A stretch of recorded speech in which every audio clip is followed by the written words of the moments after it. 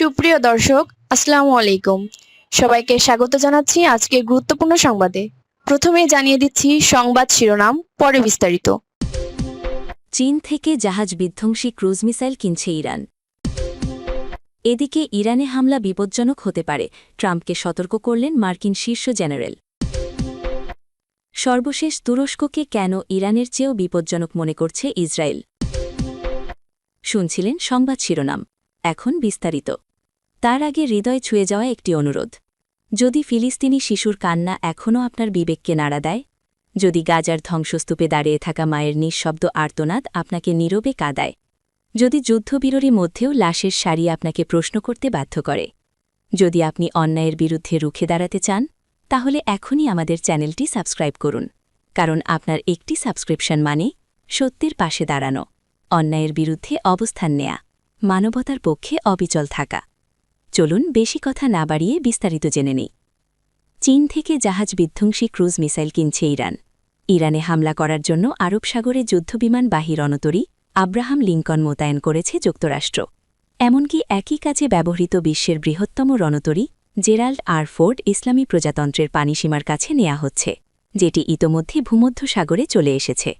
এই দুই জাহাজ দিয়ে ইরানকে ধ্বংস করার ইচ্ছা পোষণ করেছেন মার্কিন প্রেসিডেন্ট ডোনাল্ড ট্রাম্প। তবে এসব রণতরীকে ওয়াশিংটন যত ভয়ঙ্কর করেই উপস্থাপন করুক না কেন, তাতে কিছুই যায় আসে না বলে বরাবরই বলে আসছে তেহরান। এতদিন বিষয়টি নিয়ে ভাবনায় ছিল খোদ যুক্তরাষ্ট্রসহ দেশটির মিত্ররা।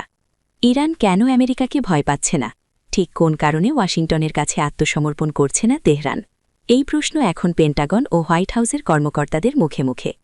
এমন আলোচনা চলার মধ্যেই সম্প্রতি ইরানের সর্বোচ্চ নেতা আয়াতুল্লাহ আলী খামেনি বলেছিলেন যে মার্কিন রণতরীতে ভীত নয় তেহরান, কারণ তাদের কাছে এর চেয়েও শক্তিশালী অস্ত্র আছে, যা এসব দানবীয় রণতরীকে সাগরে ডুবিয়ে দিতে পারে।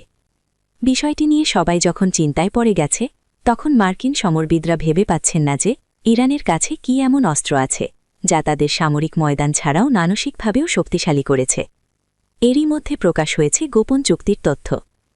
চীন থেকে জাহাজ বিধ্বংসী ক্রুজ মিসাইল কিনছে ইরান। ইতোমধ্যে এই বিষয়ে চুক্তির শেষ ধাপে পৌঁছে গেছে দেশ দুটি। আলোচনাটি সম্পর্কে অবগত এমন 6 ব্যক্তির বরাতে এই তথ্য প্রকাশ করেছে বার্তা সংস্থা রয়টার্স।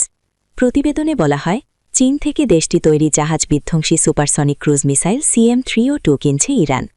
দুই সমরাস্ত্র বিশেষজ্ঞ বলছেন, এই ক্ষেপণাস্ত্র পাওয়ার পর সাগরে যে কোনো অস্ত্র তার রণতরী ধ্বংস করার ক্ষেত্রে ইরানের সক্ষমতা বহুগুণে বেড়ে যাবে।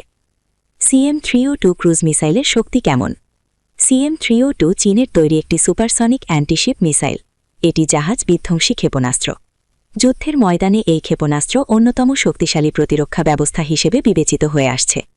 এই মিসাইল চীনের YJ-12 সুপারসনিক অ্যান্টিশিপ ক্রুজ মিসাইলের একটি রপ্তানি সংস্করণ, যা দেশটি মিত্রদের কাছে বিক্রি করে থাকে। CM-302 সক্ষমতা ও দক্ষতার দিক দিয়েও বেশ এগিয়ে আছে, যা শত্রুপক্ষকে ভীত করতে পারে। এটি জাহাজ ভিত্তিক প্রতিরক্ষা ব্যবস্থা এড়ানোর জন্য নিচ দিয়ে এবং উচ্চ গতিতে ওড়ার জন্য বিশেষভাবে প্রস্তুত করা হয়েছে। এছাড়া এর অপারেশনাল রেঞ্জ বা পাল্লা প্রায় 290 কিমি। ক্ষেপণাস্ত্রটি ব্যবহারও বেশ সহজ। এই পদ্ধতি স্থলভিত্তিক ভ্রাম্যমাণ স্টেশন, জাহাজ ও বিমানেও ব্যবহার করা যায়। নিক্ষেপ করা যায় এই 3 স্টেশন থেকেই। এদিকে ইরানে হামলা বিপজ্জনক হতে পারে, ট্রাম্পকে সতর্ক করলেন মার্কিন শীর্ষ জেনারেল। ইরানে হামলা করার জন্য মার্কিন নৌবাহিনী প্রায় প্রস্তুত। প্রেসিডেন্ট ডোনাল্ড ট্রাম্পের নির্দেশ পেলেই আরব সাগর থেকে ঝাঁকে ঝাঁকে যুদ্ধবিমান ও ক্ষেপণাস্ত্র উড়ে যাবে ইসলামী প্রজাতন্ত্রের ভূমিতে। তবে সম্ভাব্য আক্রমণ যুক্তরাষ্ট্রের জন্য কোনো সাফল্য বয়ে আনবে না, বরং দীর্ঘমেয়াদে দেশটি মহা বিপদের মুখে পড়তে পারে বলে ট্রাম্পকে সতর্ক করেছেন মার্কিন শীর্ষ জেনারেল। মার্কিন সংবাদমাধ্যমের খবর অনুযায়ী জয়েন্ট চিফস অব স্টাফের chairman general Dan Caine president ট্রাম্পকে ইরানের বিরুদ্ধে আগ্রাসন চালানোর বহুমুখী বিপদ সম্পর্কে সতর্ক করেছেন। তিনি জানান, হামলা করলে একটি ব্যয়বহুল এবং দীর্ঘমেয়াদী সংঘাতে জড়িয়ে পড়ার প্রবল আশঙ্কা আছে। সোমবার 23 ফেব্রুয়ারি দ্য ওয়াশিংটন পোস্ট এক প্রতিবেদনে জানায়, কেইন হোয়াইট হাউস এবং পেন্টাগনে গোলাবারুদ ও সরঞ্জামের ঘাটতিসহ মিত্রদের সমর্থনের অভাব নিয়ে উদ্বেগ প্রকাশ করেছেন, যা মার্কিন সেনাদের ঝুঁকিতে ফেলতে পারে। একইভাবে দ্য ওয়াল স্ট্রিট জার্নাল উল্লেখ করেছে যে পেন্টাগনের কর্মকর্তারা সম্ভাব্য মার্কিন ও মিত্র বাহিনীর ক্ষতিসহ এবং ইরানের অভ্যন্তরে হামলা চালালে মার্কিন আকাশ প্রতিরক্ষা ব্যবস্থা নিঃশেষ হয়ে যাওয়ার বিষয়ে সতর্ক অবস্থানে আছেন।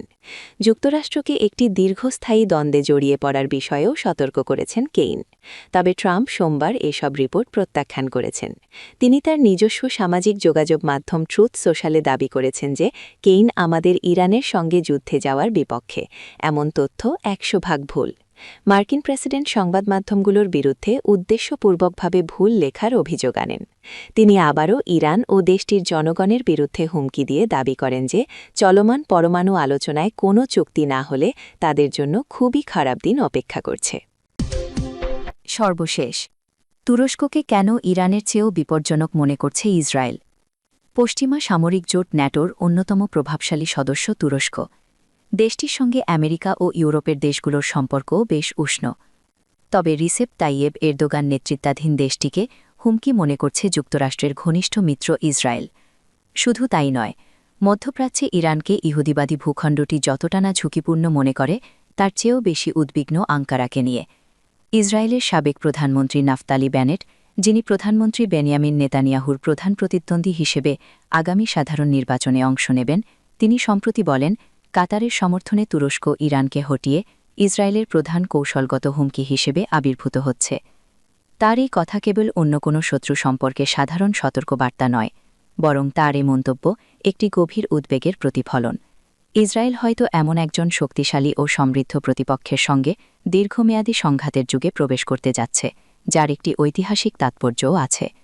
কয়েক দশক ধরে ইসরায়েলের নিরাপত্তা উদ্বেগের মূলে ছিল ইরান এবং তার শিয়া অক্ষ, যার মধ্যে আছে ইরানের পারমাণবিক কর্মসূচি, হিজবুল্লাহর ক্ষেপণাস্ত্র ভাণ্ডার এবং সিরিয়া ও লেবাননের অঘোষিত যুদ্ধ। কিন্তু বেনেটের কথাগুলো একটি নতুন অক্ষের ইঙ্গিত দেয়, তুরস্ক, যা ন্যাটোর সদস্য এবং যার আছে এক সমৃদ্ধ অর্থনীতি ও বৈশ্বিক উচ্চাকাঙ্ক্ষা। আঙ্কারা একটি সুন্নি অক্ষ তৈরি করছে, যা ইরানের শিয়া অক্ষের চেয়েও শক্তিশালী হতে পারে। আন্তর্জাতিক রাজনীতির তুর্কি বিশেষজ্ঞ মেলিহা আলতুনিসিক বলেন, এরদোগান একজন বিচক্ষণ অভিনেতা, যিনি বোঝেন কিভাবে আদর্শকে শক্তিতে রূপান্তর করতে হয়।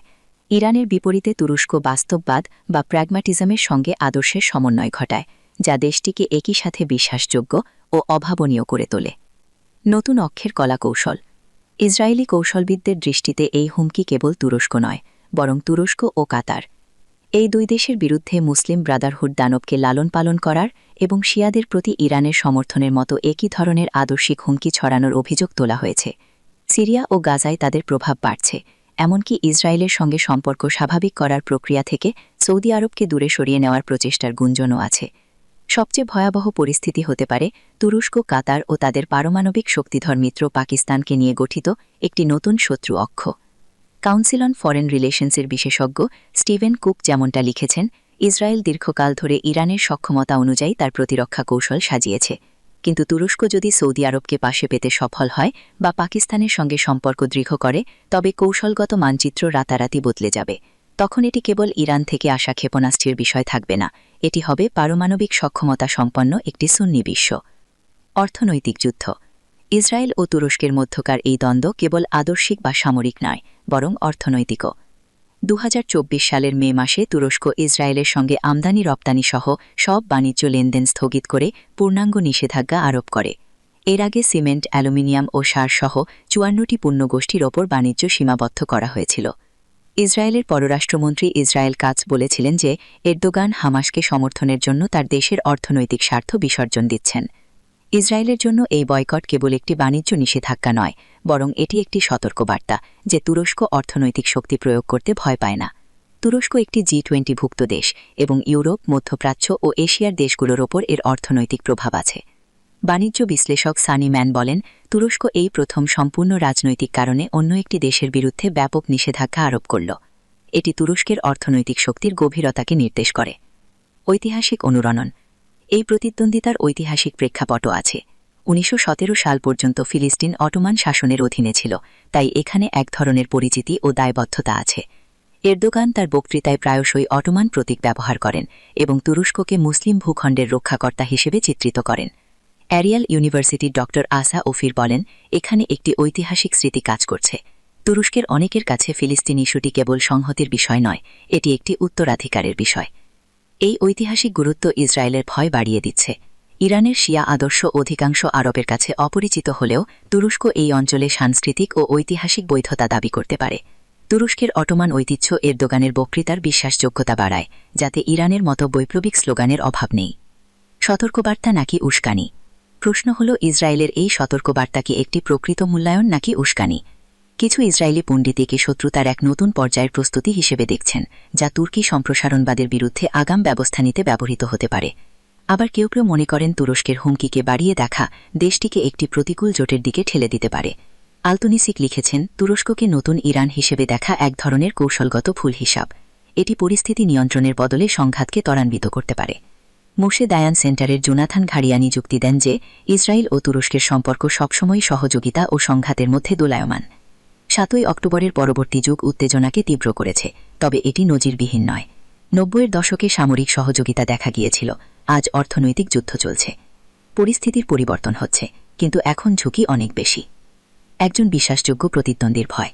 শেষ পর্যন্ত তুরস্ককে ইসরায়েলের নতুন ইরান হিসেবে দেখার পেছনে কেবল অবরুদ্ধ হওয়ার ভয় নেই, বরং এমন একজন প্রতিদ্বন্দ্বীর ভয় আছে যে একই সাথে বিশ্বাসযোগ্য, সমৃদ্ধ ইতিহাসের অধিকারী।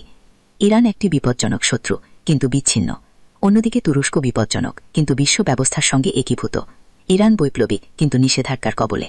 তুরস্ক একজন বাস্তববাদী শত্রু ও বাণিজ্যের কেন্দ্রবিন্দু।